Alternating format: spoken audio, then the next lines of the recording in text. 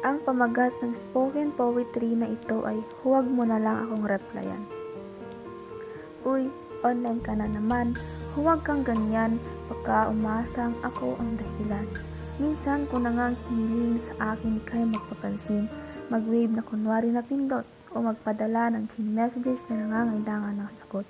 Ngunit ako lang ay nabagot, napagod, kakahintay na tuparin ng mga bituin ang pagnanasang ako'y iyuring pansinin. Pero siyempre dahil gusto kita, hahayaan kung ako ang manguna sa pagpapadala ng mga mensaheng aambutin pa na ilang minuto bago mo mabasa. Sisimulan ko sa hi, ngunit sinundan mo naman ng bye. Inamin kong ako'y marupok, lalo na kung nakita kong sa tabi ng iyong pangalan ay may berdeng bilog. Pag-iisipan pa kung kakausapin ka, ngunit hahantong din naman sa desisyong i-chat na kita. Ang araw mo'y kukumustahin, maging ang ulam mo kanina ay tatanungin, kahit na wala akong matanggap na, kumusta ka rin? Kaya sana, huwag mo na akong replyan, yan na ang tanging hiling.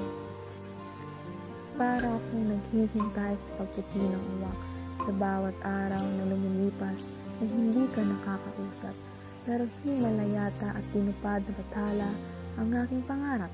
Ngunit binawi rin ang pananabik ng nararamdaman, nang dinugtungan mo ang iyong mensahe ng ay, pasensya, narong sandang.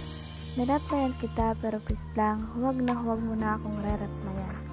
Kung wala kang balak na patagalin ang ating pag-uusap, iniiwan mo lang din ako sa ere kung kailan napakataas na ng aking lipad. Huwag mo na akong replyan pag-uusap. Kung papatayin mo lang din agad-agad ang ating conversation, hindi ito sa'yo ang salitang cooperation. Kung aabutin ka pa ng ilang minuto o higit pa, bago mo mabasa ang mga mensahe aking pinadala, huwag ka na lang mag-reply para di na ako umasa pa. Kung magdadahilan ka na naman na busy ka o baka busy ka talaga, huwag mo na lang ipaalam.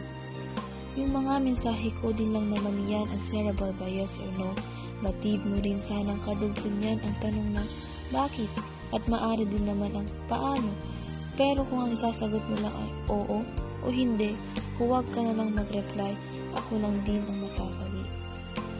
Ngunit higit sa lahat, kung di mo kayang ako'y mapansin, kung di mo magawang ituon sa akin ng iyong paningin, kung magmamanhid-manhidan ka lang at magpapanggap na wala kang alam, at kung di mo kayang ibalik sa akin ng nararamdaman, pakiusap, huwag mo na lang ako